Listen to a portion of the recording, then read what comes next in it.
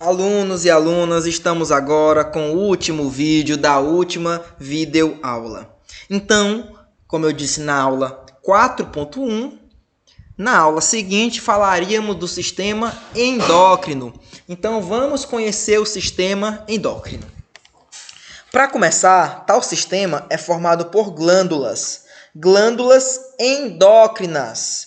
Por que endo? Porque essas glândulas, elas produzem e liberam hormônios dentro da circulação sanguínea. Por isso que são glândulas endócrinas, diferente das glândulas exócrinas, como por exemplo, aquela que libera o suor. Essa libera o composto formado para fora da corrente sanguínea, então exócrina.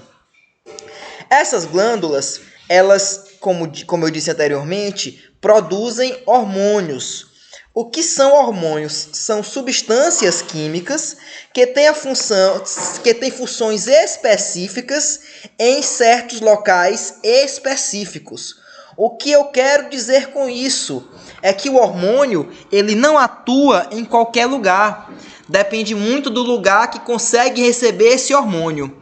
E o local para onde esse hormônio é encaminhado, tu chama de células-alvo. Então veja aqui, ó. Tá aqui a célula de glândula endócrina, quer dizer o quê? Que ela produz o hormônio e esse hormônio ele é encaminhado e passa por todo o corpo. Mas somente algumas células vão ser sensíveis a esse hormônio. E essas tu chama de células-alvo. Então, o sistema endócrino, ele tem várias glândulas que produzem hormônios. Mas nós temos uma maestra nessa formação de hormônios, que é a glândula hipófise. A hipófise, ela é dividida entre adenohipófise e neurohipófise. Cada uma delas produzindo hormônios diferentes que têm funções diversas no corpo, ou regulando a produção de outros hormônios. Essa glândula, a hipófise, ela recebe comandos do hipotálamo. Aqui, ó. Aqui a hipófise e aqui o hipotálamo. Essa glândula, ela também é conhecida como conhecida como pituitária anteriormente. Hoje, o termo hipófise é o mais correto. Então, professor, me explique como é que os hormônios funcionam e como é que essa glândula funciona. Vamos começar observando aqui alguns hormônios produzidos pela adenohipófise. Primeiro, ele produz endorfinas. O que é que essas substâncias fazem? São substâncias importantes que ajudam a minimizar a dor e também elas liberam prazer. Além disso, a adenihipófise produz a somatotrofina. Onde é que esse hormônio vai atuar? Porque eu falei, os hormônios atuam em locais específicos. Esse atua no músculo e na cartilagem, permitindo o crescimento desses órgãos. Se as pessoas têm uma deficiência nesse hormônio, elas vão ter, por exemplo, nanismo. Se elas têm uma alta produção, vão ter gigantismo. Então veja como o hormônio pode atuar na vida das pessoas. Nós temos também hormônios produzidos pela tireoide, o T3 e o T4. Vamos já conhecer eles. Nós temos hormônios produzidos na adenohipófise que controlam os órgãos reprodutores masculino e feminino. Lembram lá do FSH e do LH? Pois é, nós vimos a função deles nas mulheres, mas também tem funções diversas no homem. O LH, por exemplo, é o hormônio responsável pela liberação da testosterona. Ele que ajuda esse hormônio a ser formado. E o FSH tem função importante na maturação dos espermatozoides, no processo de espermatogênese. Ou seja, esses hormônios aqui, ó, FSH e LH, são produzidos também na adenohipófise. Temos também hormônios produzidos nas suprarrenais, que vamos conhecer um pouquinho mais à frente. E vamos agora para a neurohipófise. hormônio antidiurético, que ele vai atuar nos rins, e a ocitocina. O que a ocitocina faz? É um hormônio importante na contração tanto do peito, na hora da gestante liberar o leite materno, quanto também é importante na contração do útero para que o filho, para que a gravidez aconteça. Então, aquelas contrações que acontecem durante a gravidez, quando está próximo do bebê nascer, é devido à ocitocina. Vamos agora conhecer um pouquinho sobre o hormônio antidiurético, também conhecido como ADH.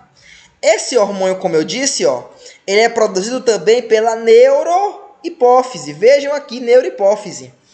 E ele é fundamental para a reabsorção de água pelo corpo. Se vocês estão lembrados, na última aula, não sei se na última, mas na primeira aula, desculpa, eu falei sobre o sistema urinário e que 180 litros passam pelos rins por dia e são filtrados. E somente 1% disso, 1,8, é eliminado. Quer dizer o quê? Que a maioria do líquido é reabsorvida pelo corpo. E qual hormônio aumenta a reabsorção de água pelo corpo? Justamente o ADH. E ele também tem uma ligação direta com um fenômeno muito comum quando as pessoas bebem álcool e não bebem água no processo, que é a ressaca. O que é que tem a ver o ADH com ressaca? Personas, quando vocês, não que vocês bebam muito, moderadamente, quando vocês bebem e o álcool ele entra no organismo, ele inibe a ação do ADH. Se ele inibe o ADH, quer dizer que o corpo ele passa a diminuir a absorção de água. Ou seja, mesmo o corpo precisando de mais água, ele não vai conseguir reabsorver, ela vai ser eliminada. Por isso que vocês que bebem urinam muito, porque esse hormônio ele é desregulado. Como a pessoa urina muito, então ela vai precisar de água do corpo, para fazer atividades metabólicas. Se você bebe copos d'água enquanto bebe álcool e repõe isso, ótimo. Se você não bebe, um dos locais onde mais tem água no corpo é onde? É teu cérebro. Então, uma parte da água do teu cérebro vai ser usada para isso. E essa falta de água no cérebro pode causar, então, a temida e tão ruim ressaca, que só é curada no dia seguinte com um pratinho de arroz, frango frito e farofa. Vamos agora para a próxima glândula, a glândula tireoide.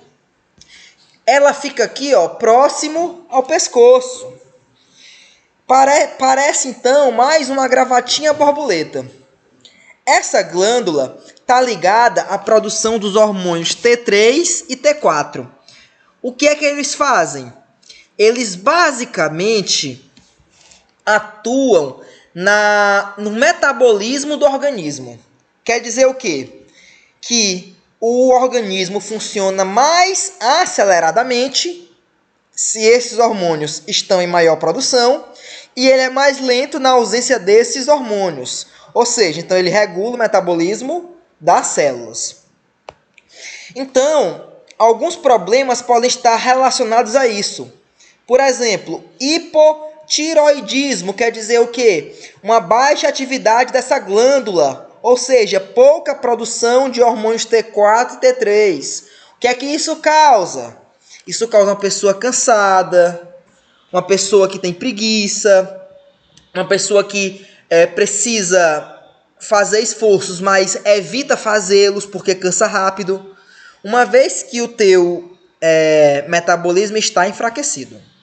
Também nós temos o hipertiroidismo, que é quando aumenta a produção dessa glândula, desse hormônio sem que o corpo precise. Então a pessoa aqui, ó, ela vai ser altamente ativa, imperativa, vai ser magra porque o corpo não consegue dar conta, o alimento que é ingerido já é gasto. E nós temos também o bócio. O bócio é um inchaço dessa glândula devido à falta de iodo, porque os hormônios T3 e T4 têm como base o iodo. No Brasil e em outras partes do mundo, esse problema que era comum antes foi resolvido ao se adicionar iodo no sal de cozinha. Por isso que essa doença ela é pouco vista hoje em dia, ok? Vamos agora conhecer outro hormônio produzido em locais que ficam na tireoide, que são as paratireoides. As paratireoides são 4 glândulas que ficam na tireoide, veja, e elas produzem o parato-hormônio. E a tireoide produz também a calcitonina, e os dois são fundamentais na regulação de cálcio no organismo. O que é que a calcitonina faz? Ela é liberada pela tireoide e ela ajuda na deposição de cálcio nos ossos. Ou seja, você vai se alimentar de partículas de cálcio. Quando você se alimenta de partículas de cálcio, esse cálcio tem que ser mandado para os dentes, para o osso, para que você tenha uma estrutura firme. Então, ó, esse cálcio é enviado para o seu osso.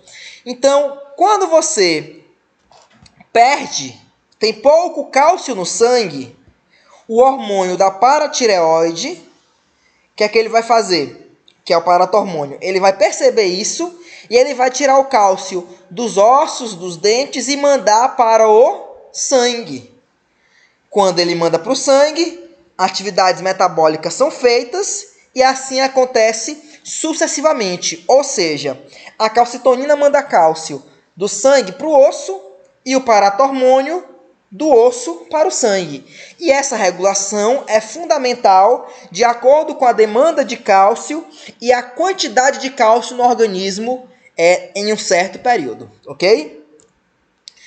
Nós temos também duas glândulas, uma glândula muito importante, que é o pâncreas.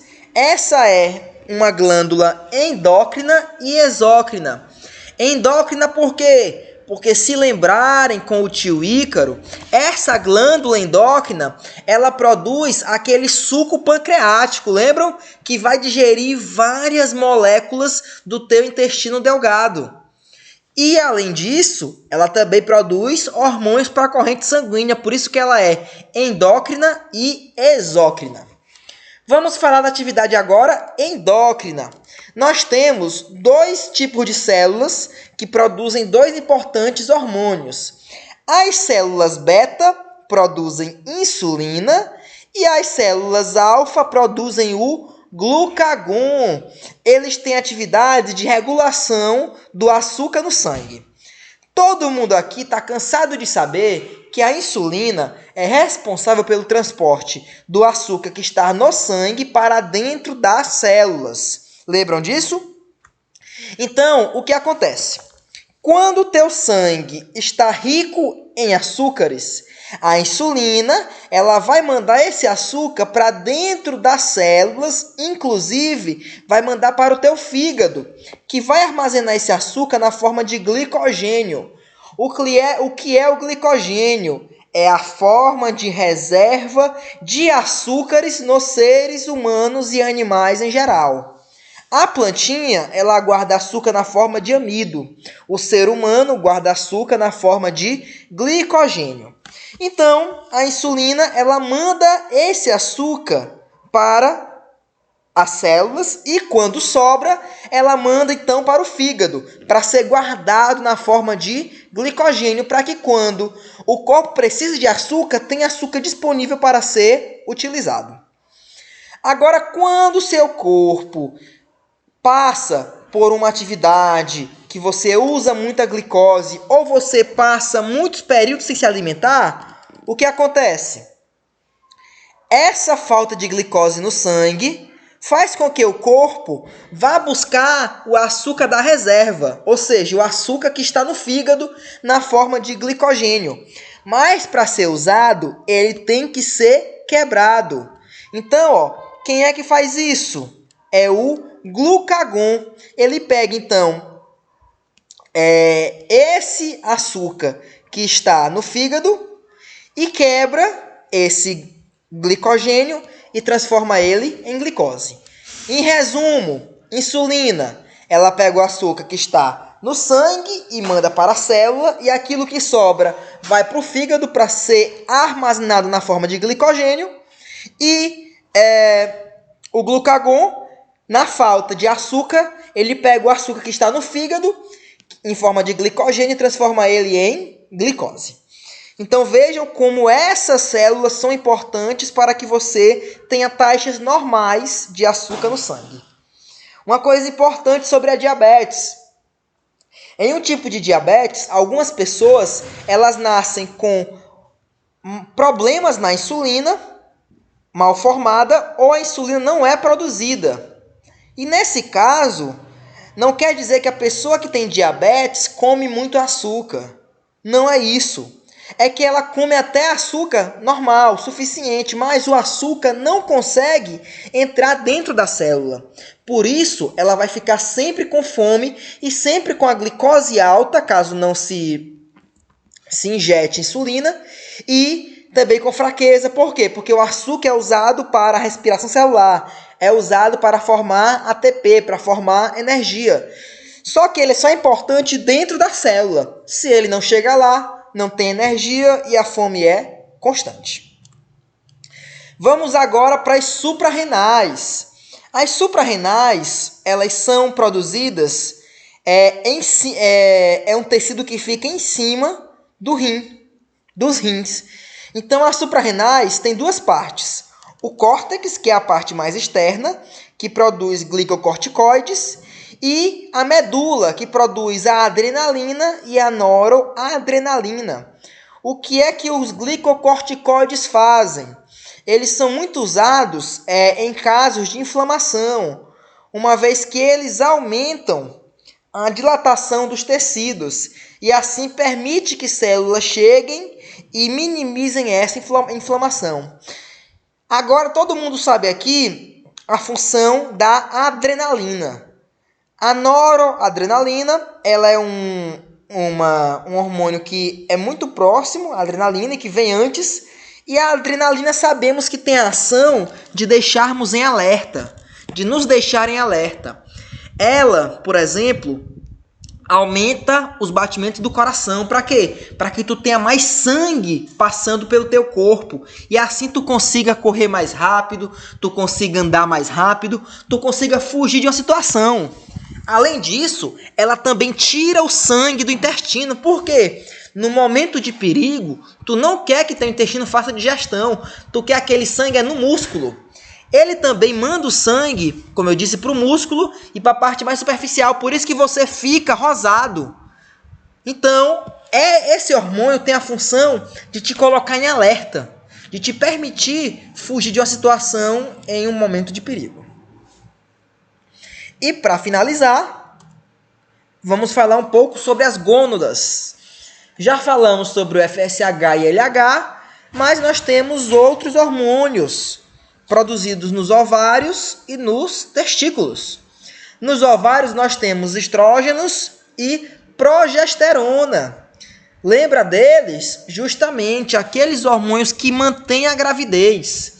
Eles, inclusive, são os mais utilizados nos anticoncepcionais, uma vez que eles mantêm alta essa quantidade de hormônios no sangue e o corpo interpreta: eu estou grávida, eu não preciso então ovular. Dessa forma, as mulheres não ovulam e não acontece gravidez.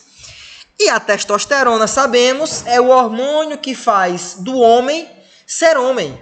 É ele que permite a formação de pelos, maior força muscular, voz mais grossa, aumento, ajuda a emagrecer. Inclusive por isso que esse hormônio, ele infelizmente e erradamente é amplamente utilizado nas academias. Não todas, mas muitas delas, através do uso de anabolizantes. O que são anabolizantes? São hormônios sintéticos de testosterona. Muitas vezes, como eles são injetados em alta quantidade, o fígado não consegue degradar esses hormônios, eles causam problemas diversos, tanto ao fígado quanto aos rins. Então tem que ter muito cuidado quando esse hormônio for administrado. Então, crianças, terminamos nossa última aula. Espero que tenham gostado dessa disciplina. Espero que tenham gostado do conteúdo criado. Os materiais que eu usei para a aula 5 e 6 estão nos links que vocês estão vendo agora. Bom descanso e até uma próxima disciplina. Abraços!